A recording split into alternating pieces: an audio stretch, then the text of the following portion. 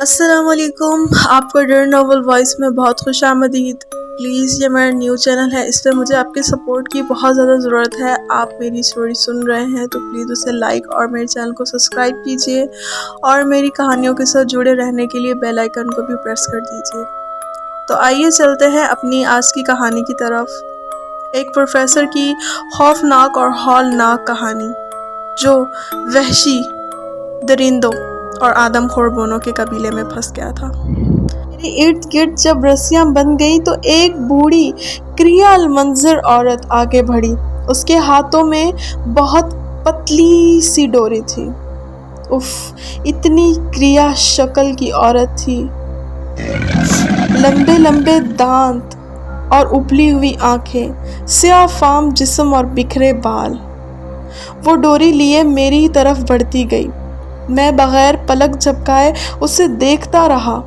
وہ میرے قریب آئی تو ایک درد کی تیز لہر میری نسوں میں دوڑ گئی اور وہ دو زانوں ہو کر بیٹھ گئی۔ پہلے اس نے جھک کر میری ران پر ہاتھ پھیرا اور خوش ہو کر اپنے جیسی باقی کریا عورتوں کی طرف دیکھا۔ ان کی آنکھوں میں حریصانہ چمک میں اضافہ ہو گیا تھا۔ بڑھیا نے ڈوری کو دونوں ہاتھوں میں لے کر تان لیا اور میری پنڈلی پر بیٹھ گئی اور بیٹھ کر ڈوری کو آرے کی طرح میری ران پر چلانا شروع کر دیا۔ درد کی شدت سے میری چیخیں نکل گئیں۔ اس کے ہاتھ اور بھی تیز چلنے لگے۔ میں بے اختیاری سے اپنی ٹانگ ہلانے کی کوشش کرتا رہا۔ وہ بڑھیا اپنا عمل اور تیز کرتی جاتی۔ خون کا فوارہ سا چھٹا۔ میری کھال اور گوشت کٹ چکا تھا۔ بڑھیا نے ہاتھ روک کر سر جھکایا اور زخم سے خون چاٹنا شروع کر دیا۔ نہ جانے اس کی زبان میں کیا تھا کہ میرے زخم میں مرچیں سی لگنے لگی اور میں بے اختیار رونے لگا۔ روتے روتے میں نے چلانا شروع کر دیا۔ نہ جانے کب درد سے میری آنکھ بند ہوئی اور شاید میں بے ہوش ہو چکا تھا۔ میں بے ہوشی اور غنودگی میں سوچ رہا تھا، میں یہاں کیوں آیا تھا؟ غلطی تو مجھ سے ابتدا سے ہی ہو گئی تھی۔ مجھے تو اپنی پارٹی کے ساتھ ہی بھاگ جانا چاہیے تھا، لیکن بیچارے ناٹو کی دردناک چیخوں نے میرے قدم جیسے تھام لیے تھے۔ سب لوگ مجھے روکتے رہے، لیکن میں آواز کی سمت بھاگتا گیا کہ ایک غریب لڑکے کو بچا سکوں، اور جب میں نے دیکھا تو بہت دیر ہو چکی تھی۔ میں خود ہی تو منجدھار میں چلا آیا تھا۔ ایک درجن برہنہ بونے قبائلی میری طرف بڑھ رہے تھے۔ میری نظروں کے سامنے سیاہ غبار سا چھا گیا تھا۔ سیاہ فام قبائلیوں نے مجھے کسی چڑیا کی طرح دبوچ لیا اور گھسیٹے ہی جا رہے تھے۔ میں بری طرح سے چیخ رہا تھا۔ وحشت ناک انجام میری نظروں کے سامنے تھا، لیکن وہ وحشی کہکے لگاتے ہوئے مجھے تیزی سے کھینچ رہے تھے۔ پھر انہوں نے جھٹکا دے کر مجھے کھڑا کر دیا اور پھر میری آنکھوں نے ایک دل دہلا دینے والا منظر دیکھا۔ سیاہ زمین کے بیچوں بیچ ایک گول سا مٹیالہ حصہ تھا جہاں ناٹو کھڑا تھا۔ اس کی آنکھیں پھٹی ہوئی اور منہ اس حد تک کھلا ہوا تھا کہ مجھے ڈر تھا کہ اب اس کی باچھیں چر جائیں گی اور خون پھوٹ پڑے گا۔ وہ سیاہ زمین وہ حرکت کر رہی تھی۔ میں نے زور سے آنکھیں ملی اور پھر دیکھا۔ واقعی وہ گول سا حصہ لمحہ بہ لمحہ تنگ ہوتا جا رہا تھا۔ میں نے پھر آنکھیں ملی اور پھر دیکھا۔ اف میرے خدایا، یہ تو سیاہ چیونٹے تھے۔ سیاہ غلاب کی شکل میں وہ بڑھتے ہی جا رہے تھے اور پھر لڑکے کی خوفناک چیخوں نے مجھے لرزا کے رکھ دیا۔ وہ سیلاب سے اسے اپنی لپیٹ میں لے لیا تھا۔ وہ بے اختیار ہاتھ پاؤں مار رہا تھا، لیکن وہ خون خوار چونٹے اس کے گوشت سے بری طرح چپکے ہوئے تھے اور اپنے زہریلے اور سوئی جیسے ڈنگ کڑوا کر اس کا خون پی رہے تھے۔ 5 منٹ کے اندر وہاں صرف ہڈیوں کا ڈھانچہ باقی تھا۔ چونٹیوں کا سیلاب اب واپس جا رہا تھا۔ مجھ سے کھڑا نہ رہا گیا اور میں تھپ سے زمین پر گر پڑا۔ تھوڑی دیر میں میرا بھی یہی حشر ہونے والا تھا۔ میرے کانوں میں ہارورڈ یونیورسٹی کے پروفیسر کی آواز گونج رہی تھی، جب تم ماٹو گروسو کے علاقے میں رہو گے تو بالکل محفوظ رہو گے، لیکن اس سے باہر مغرب کی طرف جانے کی حماقت مت کرنا۔ جاتے ہی وہاں تم بونے قبیلوں میں پھنس جاؤ گے۔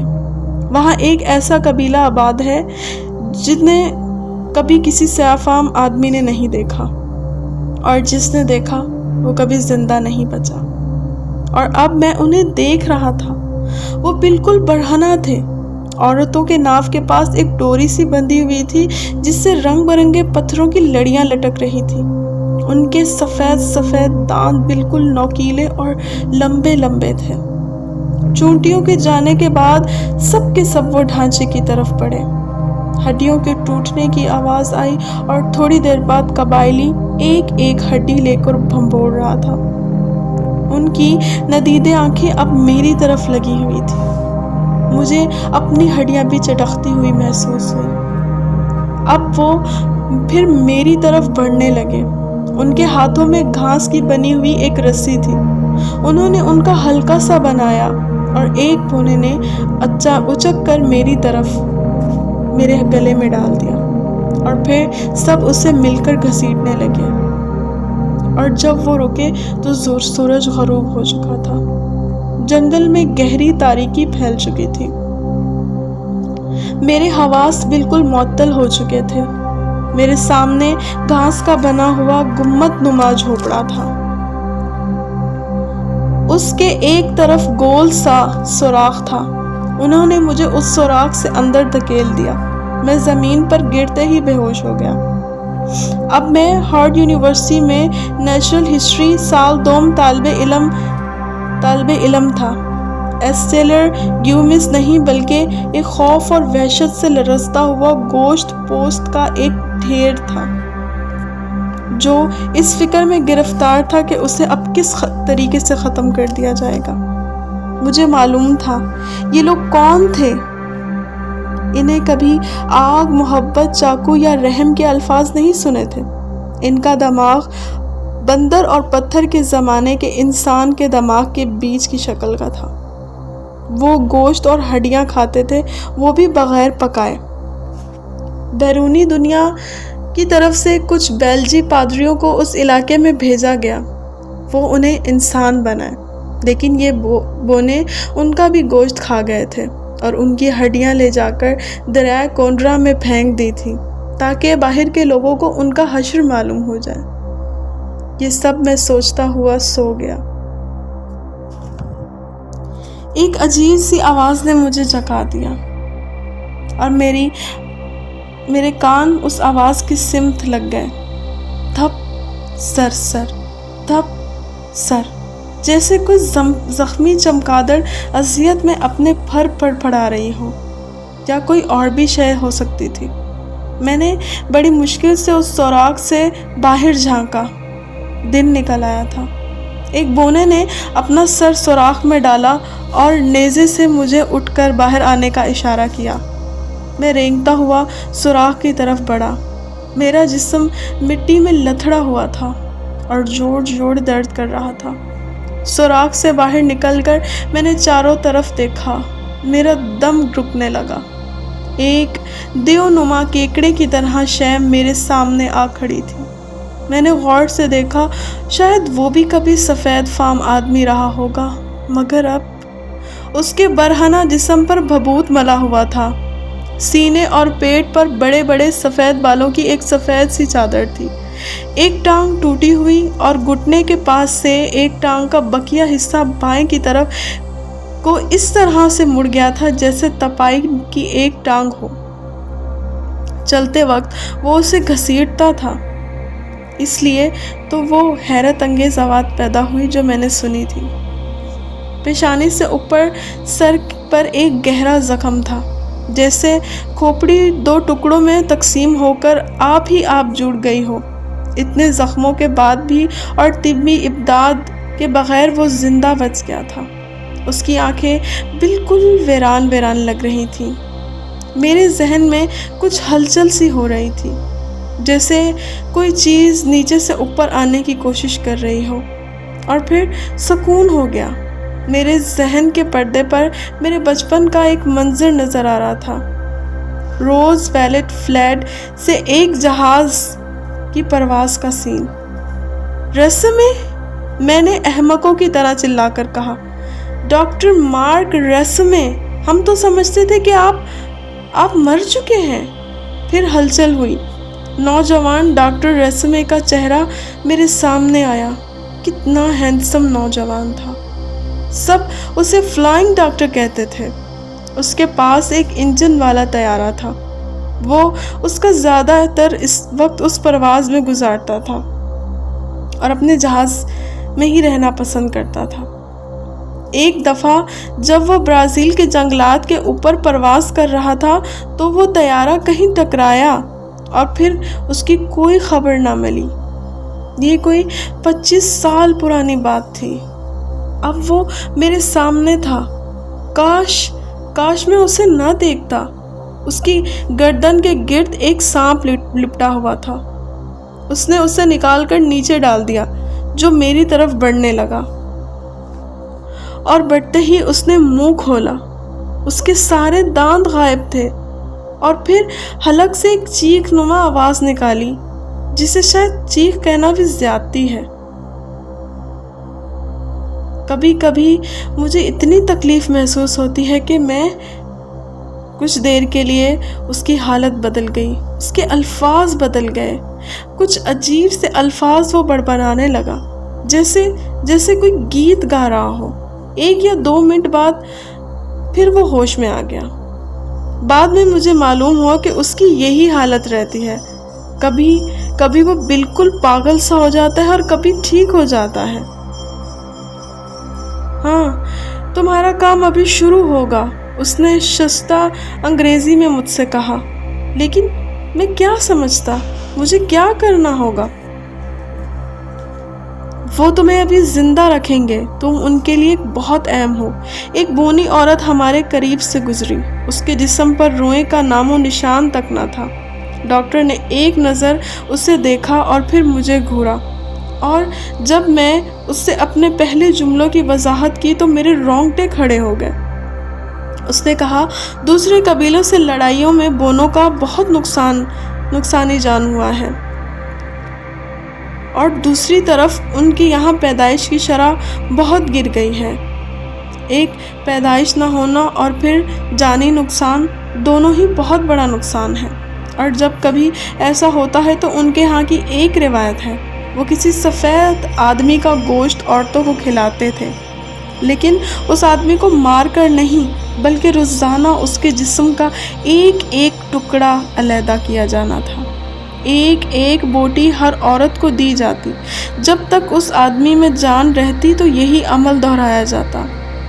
چند روز تک تو ان کا رویہ میرے ساتھ ایسا رہا جیسے قربانی کے بکرے کے ساتھ ان کے مالکوں کا ہوتا ہے۔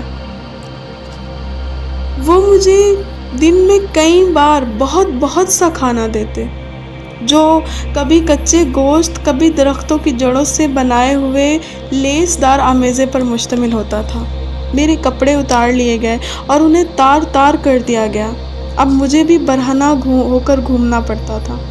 اس دوران میں جادوگر ڈاکٹر سے گفتگو کرنے کے کئی مواقع ملے، اور جب بھی وہ ہوش میں ہوتا تو مجھے بہت سی باتیں بتاتا۔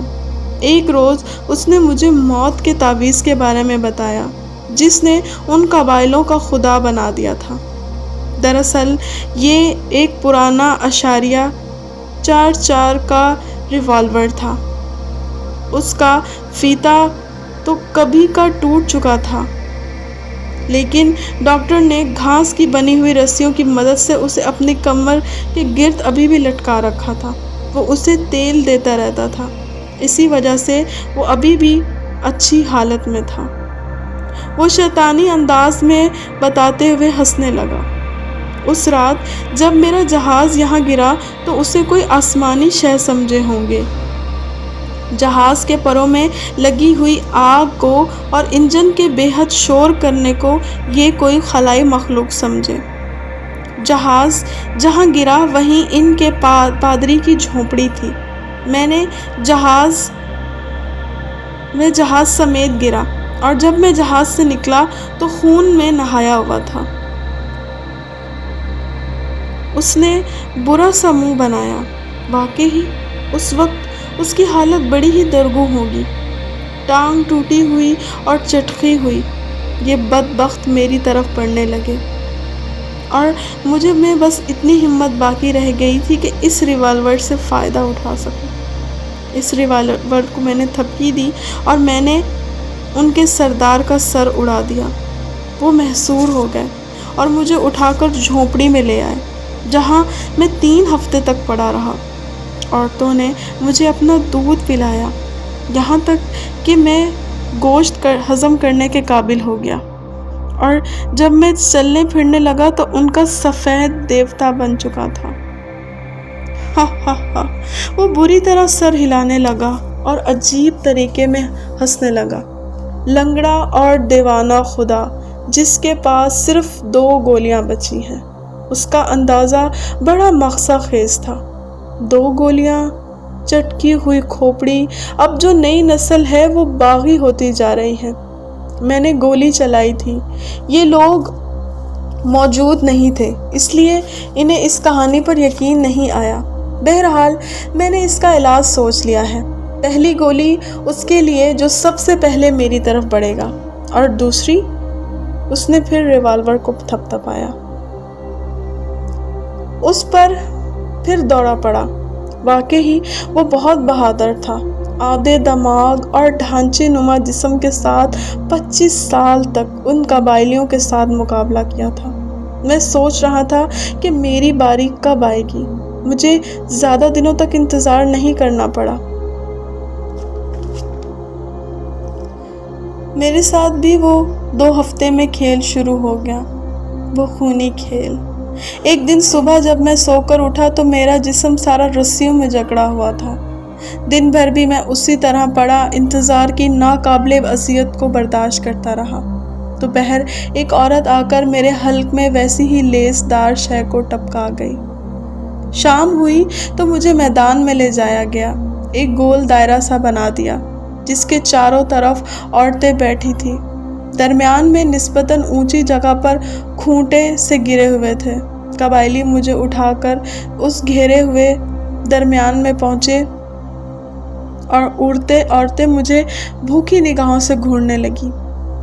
اب مجھے اس اونچی جگہ پر ڈال دیا، اور قبائلی میرے جسم کے گرد ہو کر رسیوں کو کھول کر انہیں کھونٹوں سے دوبارہ باندھ رہے تھے تاکہ میں بالکل بھی نہ ہل سکوں۔ ہاں، میں واقعی نہیں ہل پا رہا تھا۔ یہ سب باتیں یاد آتے ہی اچانک چیخ سے میری دوبارہ آنکھ کھلی، تو میں نے پھر دیکھا تو وہ عورت ابھی بھی لگاتار اور مسلسل میرے زخم سے بہتا ہوا خون چاٹنے میں لگی تھی۔ اس کی زبان میں نہ جانے کیا تھا کہ میرے زخم میں مرچیں سی لگنے لگی تھی۔ میں بے اختیار رونے لگا اور چیخنے لگا۔ میرے چیخنے کی وجہ سے اب اس نے اس زخم سے چند انچ نیچے دوسری جگہ پر پھر وہی آرا چلانا شروع کیا۔ پھر وہی تکلیف شروع ہو گئی جو اب 2 چند ہو چکی تھی۔ تھوڑی دیر بعد نئے زخم سے خون بہنے لگا اور بڑھیا نے پھر ہاتھ روک کر اسے چاٹنا شروع کر دیا۔ اس کے بعد کیا ہوا آپ کو کس طرح بتاؤں؟ اب اذیت، اس دکھ، اس تکلیف کو بیان کرنے کے لیے الفاظ نہیں ملتے۔ بڑھیا نے پہلے والے زخم کے پاس سے گوشت اٹھایا اور اسے ادھیڑنا شروع کر دیا۔ جب دونوں زخموں کے درمیانی پارچہ ادھیڑ کر الگ ہوتا تو میں بے ہوش ہو چکا تھا، اور ذرا ہی دیر بعد پھر مجھے ہوش آ گیا۔ بڑھیا ہر عورت کو ایک ایک بوٹی بانٹتے ہوئے آخری عورت کے قریب پہنچ چکی تھی۔ وہ سب کہکے لگاتی ہوئی اسے مزے لے لے کر کھا رہی تھی۔ جب گوشت کا آخری ریزہ بھی کھا لیا تو اب انہوں نے میری طرف توجہ دی۔ بڑھیا پھر میرے قریب آئی۔ اس کے ہاتھوں میں ایک پیالہ تھا، اس میں کوئی عرق سا تھا جو اس نے میرے زخم پر ڈال دیا۔ زخم میں اتنی شدید ٹیس اٹھی کہ میرا سر گھوم گیا۔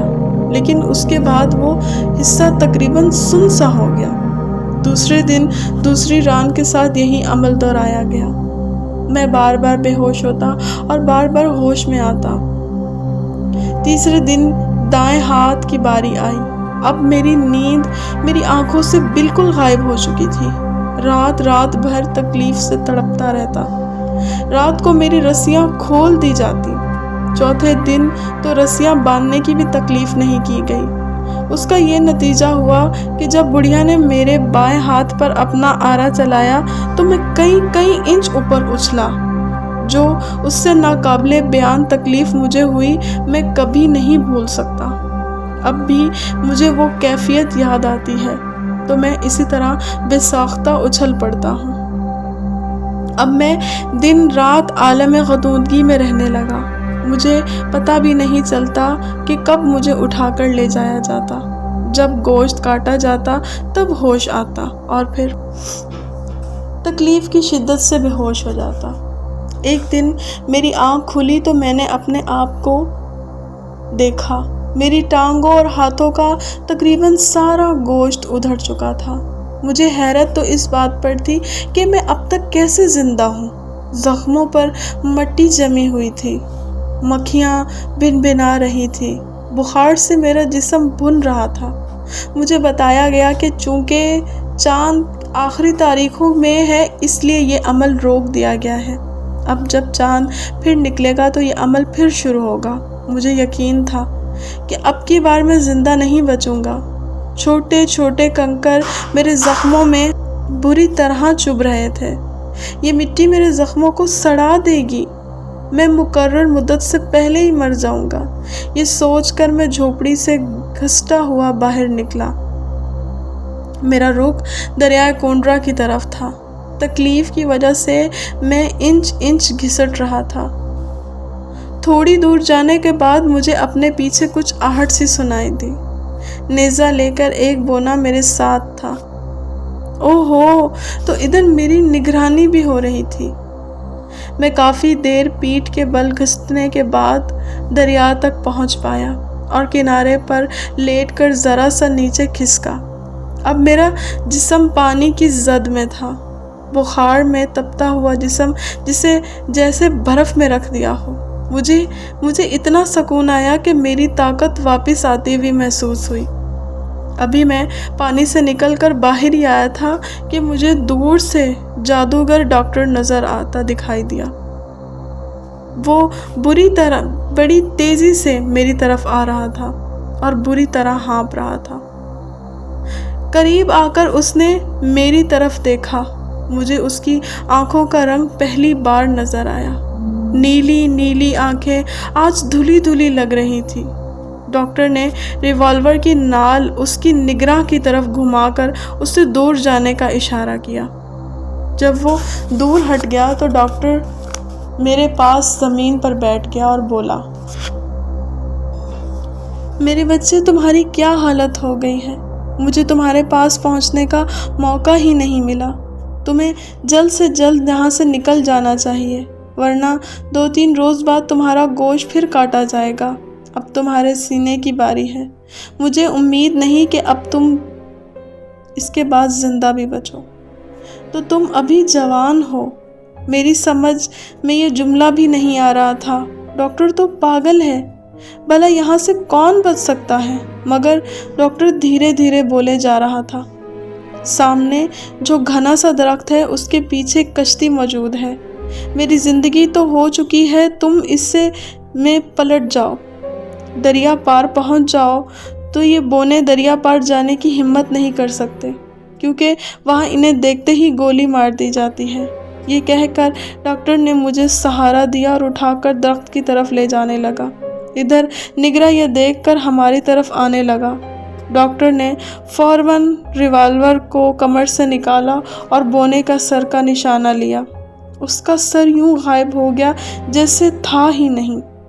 بھاگو بے وقوف، جلدی سے بھاگو ورنہ بونے آ جائیں گے، ڈاکٹر نے خرخراتی آواز میں چیخا۔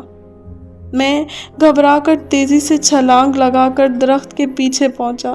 وہاں واقعی ایک کشتی پڑی تھی، میں ایک کشتی میں الٹ گیا، کشتی پانی پر بہنے لگی، کنارے پر سے گولی چلنے کی آواز آئی، آخری گولی کی آواز، اور پھر میں بے ہوش ہو گیا۔ جب مجھے ہوش آیا تو میں ہسپتال میں پڑا تھا۔ زخم بھرنے اور چلنے پھرنے کی طاقت آنے میں 1 سال لگ گیا۔ میں اب کبھی جنگلوں کی طرف سیر کرنے نہیں گیا۔ یہ خوفناک تجربہ میرے لیے کافی تھا، میری زندگی کا آخری خوفناک تجربہ۔ اب میں اپنی زندگی کو اپنے تک محدود رکھنا چاہتا ہوں، جینا چاہتا ہوں اور خوش رہنا چاہتا ہوں۔ میرے جسم کے وہ حصے ابھی بھرے ہیں، مکمل نہیں بھرے، لیکن ان کے نشان ابھی بھی مجھے ان سب باتوں کی یاد دلاتے ہیں۔ میں ابھی بھی سوچتا ہوں کہ آخری گولی کا استعمال انہوں نے کس لیے کیا ہوگا۔ انہوں نے میری جان بچائی، ڈاکٹر نے میری جان بچا کر مجھ پر جو احسان کیا تھا وہ میں کبھی نہیں بھول سکتا تھا، لیکن شاید انہوں نے دوسری گولی خود کے لیے استعمال کی، انہوں نے خود کی جان لے لی ہوگی، کیونکہ اتنے سارے لوگوں کا وہ کبھی مقابلہ نہیں کر سکتے تھے، اور ان کا یہ احسان میں ساری زندگی نہیں بھول سکتا۔ اس بات کو تو اب کافی عرصہ ہو چکا ہے۔ میں ابھی نیچرل ہسٹری کا پروفیسر ہوں، مگر یہ نیچرل فینومینا میں کبھی بھی حل نہیں کر سکا کہ وہ قبائلی بونے اب ہیں یا نہیں۔ میں جنگلوں کی طرف نہ گیا اور نہ وہاں جانے کی کسی کو اجازت دیتا ہوں۔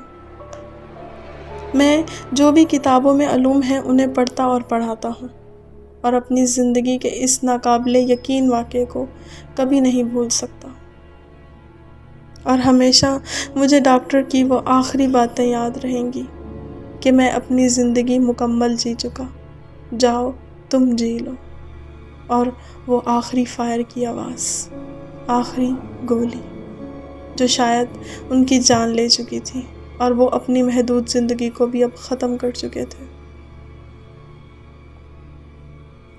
اگر آپ کو یہ کہانی اچھی لگی ہو تو پلیز اسے لائک کیجیے، اور مزید کہانی سننے کے لیے بیل آئیکن کو پریس کیجیے، اور ضرور میرے چینل کو سبسکرائب کیجیے۔ جزاک اللہ خیرہ۔